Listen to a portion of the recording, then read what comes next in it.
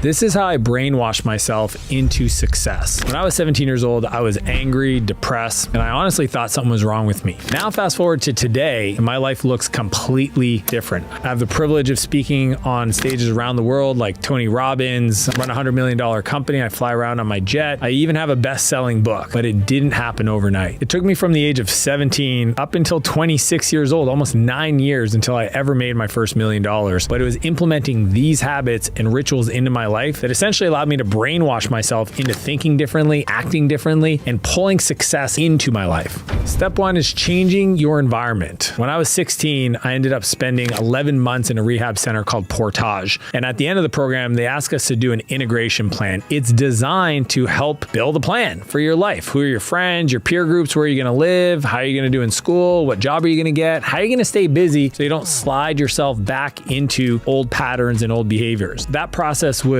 invaluable. It allowed me to stay sober, build a new peer group, and really transform my life. I did the same thing at 22 when I decided to move out west and move away from the town I grew up in to go see if there was any other opportunities out there. There's probably a fear that if you decide to change your environment and make new friends, that you're going to alienate them, they're going to be upset with you, and I get that. And it's a hard place to go to, but here's what I learned is that the people that I thought were supporting me were really taking me down. Family members that I was born into this family were holding me back. Sometimes we have to create space, go out of our way to create opportunities to maybe find new friends that can support your dreams and goals. My rule is if you're the smartest person on your street, find a new street. If you're the smartest person in the room, go find some new friends. Changing your environment is step one in brainwashing yourself to success because you need to make sure that you have the space to build from a foundation of positivity. Which brings us to step two, which is remove all vices. You know, often when I'm driving around in my McLaren, I have kids that run up and they're always screaming like, hey, what do you do? And how did you afford this car? Often answer, it's what I don't do. I don't drink. I don't do drugs. I take care of my body. I don't gamble. I don't spend time with people that don't support me. It's what I don't do versus what I do that actually creates the space for me to be successful. And that's why I think vices will mess with your mind. I often ask my private coaching clients this simple question. How do you self-medicate your pain? And for a lot of people, you got to look at your vices. You got to look at the things that you use to alter your state so that you don't have to feel, because it's in that space that you're going to avoid doing the work to brainwash yourself to be successful. You can't have the vices because the vices turn off the part of the brain that's actually going to receive the habits of success. But honestly, as you go up the pyramid of success, you realize that if we don't address what I call the bugaboos, the things that are holding them back, that those are the things that are going to show up to self-sabotage all the success they've had up to that point and give it all back. And you see these people that are financially successful only to watch them live a life that looks like they're trying to escape from something. They're in pain. They don't want to feel. And those are usually the things that cause them to fail. Which brings us to step three, which is replacing those vices with a positive habit like reading. And my dad taught me the value of feeding my mind, of educating. If you want to brainwash yourself to success, it's really important to feed your mind, to read every day. I have a rule that I read 10 pages every day. I want to focus my attention on positivity, on ideas, on innovation. I want to study the world of success. I want to study my mind. I want to study my health. I want to study betterment. I want to co-create with these brilliant minds from the past. For $30, you can acquire 25 years of experience from a person in 6 to 8 hour investment of your time. I think that's one of the coolest things. It's why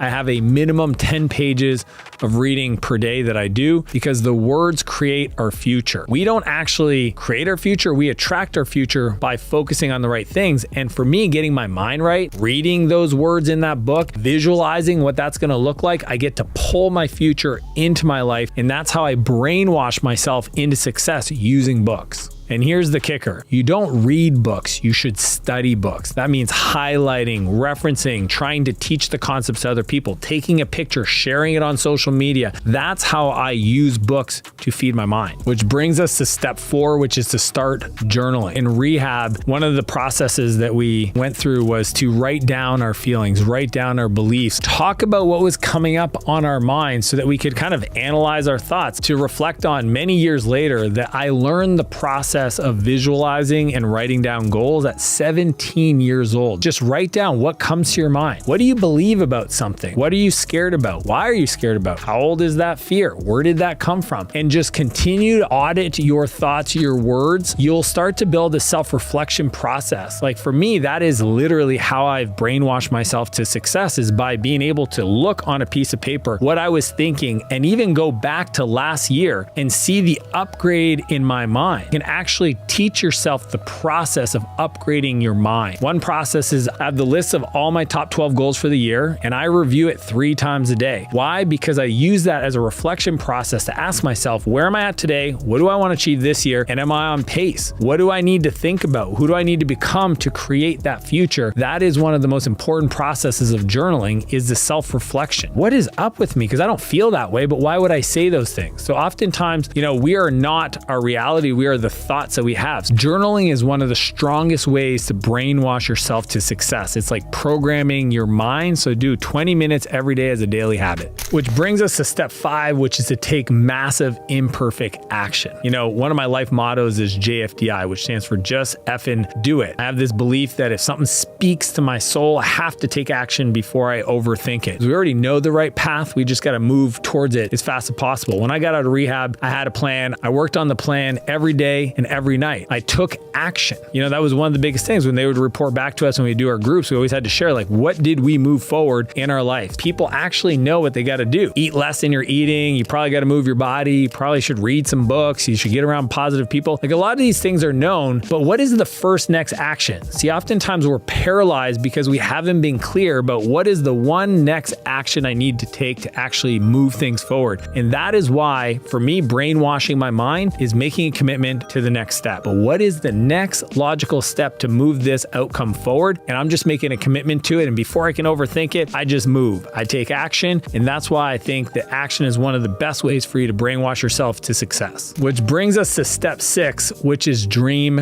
big. When I started my first company, Spheric Technologies, I had a pretty modest goal today. At the time, it felt massive, which was get to 5 million a year in 5 years with 25 people. That was aiming higher than high. I thought if I could do that, I could do anything. That would be the craziest thing ever. And within the first year, following the process of brainwashing myself to success, we did almost $1 million in the first year. Here's the thing. Big dreams inspire people. Small dreams don't. Shoot for the stars, because even if you only land on the moon, at least you're amongst the skies. Dreaming big forces you to stop caring about what other people think, because it would be impossible for you to go for something that other people think is impossible and you actually care what they think. It allows you to speak your future into reality. Every person you admire, every social media influencer, every celebrity, every athlete, you admire them because they've spoken their dreams out loud. You know their goals. They tell you this is the shot. They call their shot. And those shots are not little because they wouldn't inspire anybody. So think about this. You need to build the process of not only thinking big, but actually speaking big out loud to yourself, to your friends. Find people that are going to protect the idea and not shoot it down too quick. But is the process of allowing myself to continue to upgrade my thoughts, upgrade my dreams, because I'll never expand past the bigness of my ideas. If you think about it, all the people you admire, from Gary Vee, what does he want to buy? New York Jets. Elon Musk, what does he want to do? Colonize Mars. Jeff Bezos, what does he want to do? The largest bookstore in the world and now the largest retailer in the world. Essentially, Amazon.com is the #1 place for people to buy. These are all things that they said publicly. They called their shot. They first dreamed big, but then spoke big, that manifested, that created those things into their lives. That is why this process of dreaming big is one of the best ways for you to brainwash yourself into success. Which brings us to step 7, which is dedicate 1,000 days. See, most people, they're only thinking in the next 90 days, the next 6 months. If you actually dedicated yourself to an outcome, what could you do within that time frame? So here's my invitation. I want you to consider thinking bigger. This is about actually doing it. If you showed up every day, eating well, working out, focusing on positivity, any action towards your habits, towards your dreams, towards your goals, if you did that every day for 1,000 days, I actually think you'd wake up and you'd be living a completely different life, which is kind of crazy if you think about it. In 3 years, whatever dream goal you want to achieve is actually possible if you can dedicate yourself to 1,000 days of execution, 1,000 days of discipline, 1,000 days of being consistent. Give yourself permission to think bigger. Make yourself really focus on what you say yes to, because saying yes to something that isn't aligned is a no to your dreams, but saying no to something that isn't aligned is saying yes to your dream, right? When I say 1,000 days, that's 3 years. That's not a long time. Imagine